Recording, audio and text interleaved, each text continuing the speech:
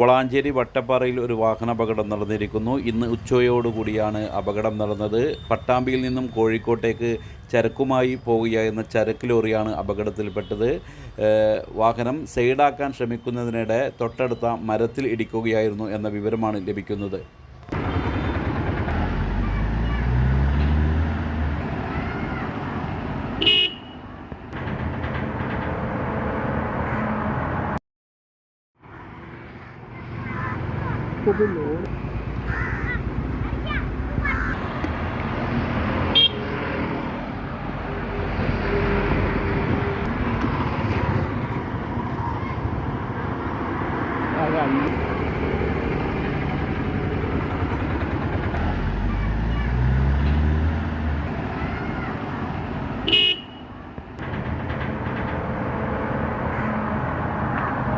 പഠിക്കുന്നത് എംപയർ കോളേജിലാണെങ്കിൽ ജോലി വെറും സ്വപ്നമാകില്ല.